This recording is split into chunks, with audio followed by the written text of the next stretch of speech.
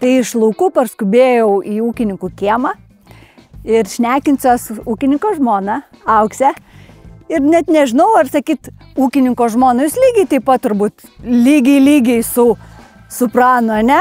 Taip, Auksė. Jo. Koja į koją viskas. Aš gal ne vien ūkininko žmona, aš atstovauju, mes du ūkiai mūsų yra, dukros mūsų Austėjos ir Prano, tai aš tų abiejų ūkių vadybininkė ir kur visus kitus reikalus, kas ne ūkio darbuose. Supratau. Visi jo taip susiję buhalterija, visi va tie mano rūpestis. Ir tie tokie, kur ne visada matomi dar būna turbūt. Taip, nes kitą kartą paklausė, kada tu pradėsi dirbti. Aha. Tai va ir atsakau, kad aš jau dirbu, tik dar nevairuoju traktoriaus. Supratau. Šitam kieme iš karto akį patraukė labai graži, net nežinau, skulptūra, meno dirbinys. Aš atėjus klausiu, ar čia Prano vizualas. Tai Auksė, papasakokit, kas čia yra, kaip atsirado. Kaip po biški taip tą sodybą tempiam vis tolyn, tai norėjos kažkaip įamžinti senelių palikimą, tą plūgą. Su meistru pagalvojom, sakom, gal kokią kviečio varpelę uždėktų čia, nu kažkaip. Bet paskui aš jam sakau, žinai, tu ir tą baudžiauniką pridėk, nes tas Pranas visą laiką iš to ūkio grįžt purvinas, nes jisai dirb tuo. Jo. Tai sakau, va, tokia įsikibusi į tą plūgą pavaizduok. Nu, va, taip ir sugalvojom. Tai čia ir istoriškai visais amžiais taip ir bus. Tik tai ta plūgų forma, jinai kitaip, ar ten atsisakom, čia dėl to taip. Auksė, šitoj serijoje po Lietuvą su Singenta visur klausiu žmonių, ką turit įžymaus, kokią vietą įdomesnę. Ir žinau, kad mes esam visai netoliese Žeimelio.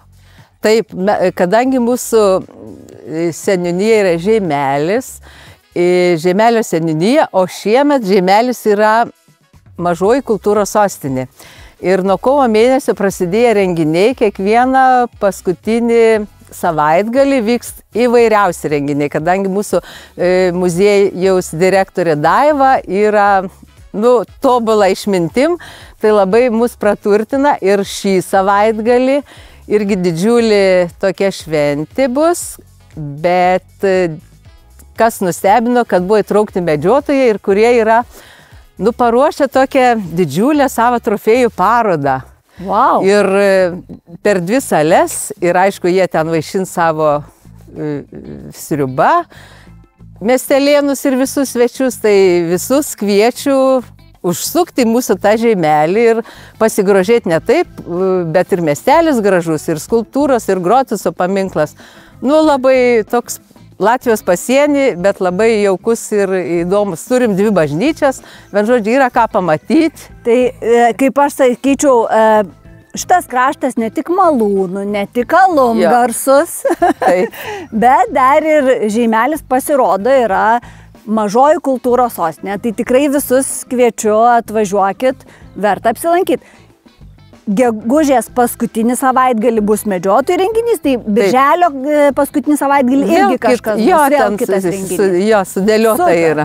Super, tai tikrai kviečiu visus, nes ir pamatysi dar kokie laukai čia fantastiški yra.